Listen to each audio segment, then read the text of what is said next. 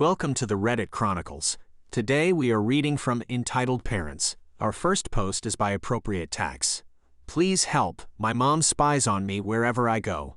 I 20F am so frustrated. All the way through middle school and college she has always been helicoptering. She always calls my teachers and asks them how my grades are, if I hang out with boys, if I have a boyfriend, if I smoke, how are my friends. She even tells them how I am at home.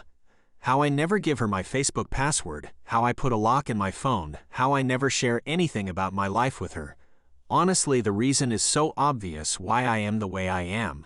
I remember this one day, my father beat the living stuff out of me because I skipped tuition classes and stayed home, and the first thing that came out of her mouth was, "She never gives me her password. What kind of daughter doesn't share her password with her mother?"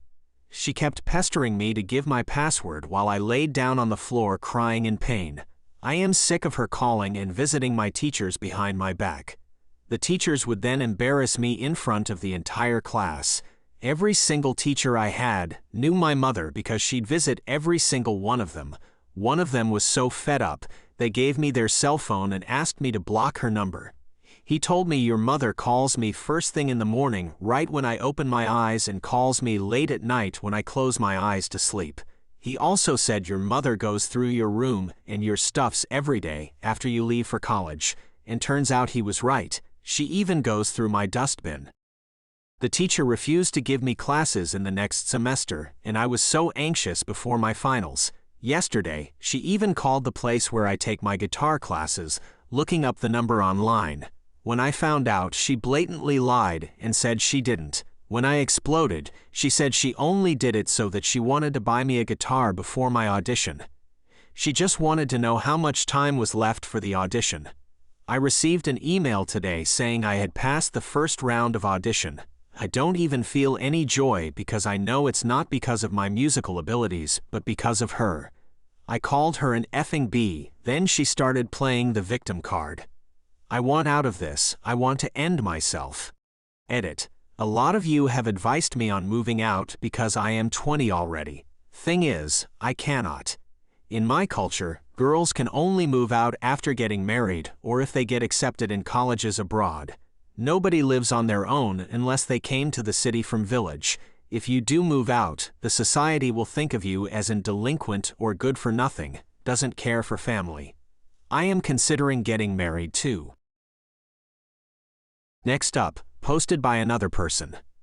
Entitled parent demands her kid be basically told the answers in school rather than the kids that need it. So in this school, certain kids get support, and those kids are usually ones which have mental issues like autism, ADHD, or if they have anger management issues, etc., etc. Anyway, this parent just decided that her child is so special that her kid should get support despite the fact there's nothing wrong with him.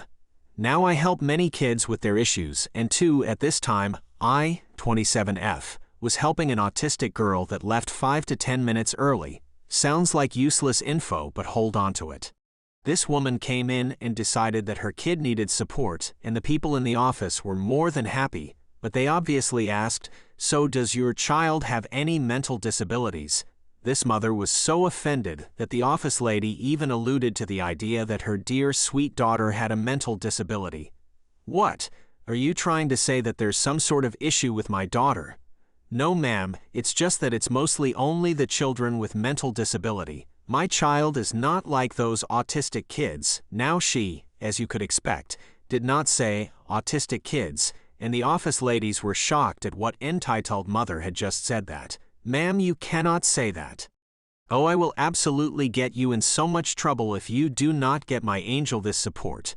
The entitled parent went off on a rampage to this poor office lady who had basically just been hired cause I said she should get the job there, and she decided to get help for this parent.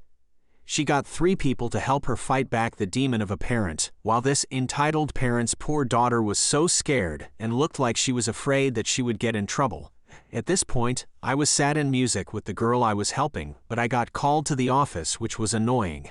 I like some relaxed art, okay? Me, the head teacher and head of year 9, 10th grade one think, showed up.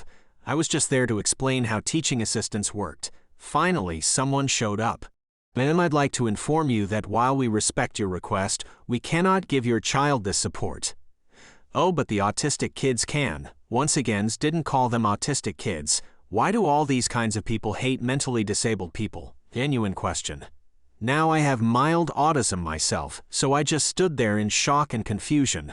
Sadly, the entitled parent had the usual blow-up, and security was called to kick the entitled parent out. However, this entitled parent refused to leave till the security grabbed her by the arms and dragged her out as the child was on the verge of tears, thinking she was in trouble. As I was calming the daughter down, all that was heard was, "Get off of me, my daughter needs that support." The daughter looked at me and said, "Don't worry, I don't."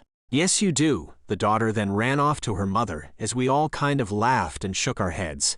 Sadly, she would come back, but I really don't have the mental capacity to write a 4,000-character story currently, and I doubt anyone would read it. I do feel bad for the daughter and office lady though. The daughter probably didn't ask but just saw one of us helping a kid, and the office lady had been there for like 3 weeks. Anyway, what do you all think of this situation? Next up, posted by Hydro Demon. Entitled Grandma Gets a Dog Ran Over and Fakes a Medical Emergency. My grandma on my dad's side is a nightmare. She is a raging narcissist and in her point of view can do no wrong. She has 4 kids, obviously not their real names, my dad, Owen, my aunt, Gwen, and my uncles, Cody and Duncan. Before this, Gwen and Cody were no contact.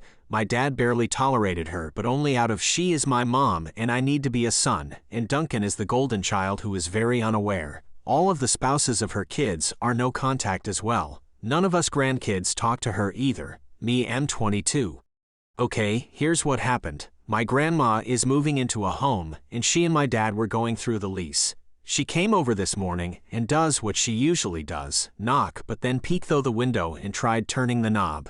My dad was mad that she would just open the door, not just because she was unannounced and invasive, but also because she showed up to my Aunt Gwen's house a year ago and casually opened the door like she owned the place and didn't care that their dog got out and got ran over. The dog is fine, but the vet bill is $11,000, and Grandma didn't care and went quiet with no apology. Gwen went no contact with Grandma. My dad was pissed that she did it again. That quickly escalated into a shouting match and she began to hyperventilate, and my dad thought she was gonna die right then and there. He said he was gonna call an ambulance and she stopped and said, "Why?" At this time I was in the basement as usual and suddenly heard the shouting. I was too scared to go up, but waited until it went quiet to go to the second floor where not my parents were, and I wanted to check on my dad to see if he was okay. That's when I noticed the cops and paramedics and was like, what the heck? Then I got upstairs and thankfully my dad was okay, and they eventually explained to me what was going on. While that happened, and an ambulance was on the way, it turns out she called the cops on my dad. No one could figure out why she did, besides the fact that she was not getting her way, and she thinks not getting what she wants is senior citizen abuse. The cops and paramedics came, and she shouted at them to arrest my dad, and the cops said they couldn't do anything. Thankfully, because he really didn't do anything anyway, she proceeded to scream that she wished she never had my dad. The cops and paramedics de-escalated the issue. My dad, besides having high anxiety, had his composure, and he called my Aunt Gwen to help. She gets here just as the cops and paramedics were leaving, and the first thing my grandma says is, "What is she doing here?" With the most disgusted look, then said that she would call the cops again, just as they were right outside. Gwen said calmly back, "They're right outside, why don't we go out and chat with them?" More bickering. My mom and I were watching from a window which was opened because we wanted to hear my dad and Aunt Gwen sat on the porch. The cops leave because there really wasn't much they could do for either side.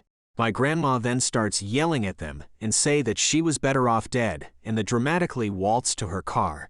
Her being unstable, we thought she was gonna ram her car into Gwen's car or our house. My dad reacted fast and moved my aunt's car, and luckily my grandma just drove off. My dad thankfully decided to go no contact finally. Also thankfully Gwen was here because she helped act as more evidence of how much of a liar my grandma is. It's funny, she proceeded to first push away all of her kids' spouses. My mom was the last one to have had enough of her BS, and as of now 3/4 of her kids are no contact, including my dad. The only child talking to her is my Uncle Duncan, who was basically her golden child, and the only one who doesn't live in the same state as her. That's all I really know. My dad is okay, he's not upset, because she's so toxic, and in no legal trouble, thankfully.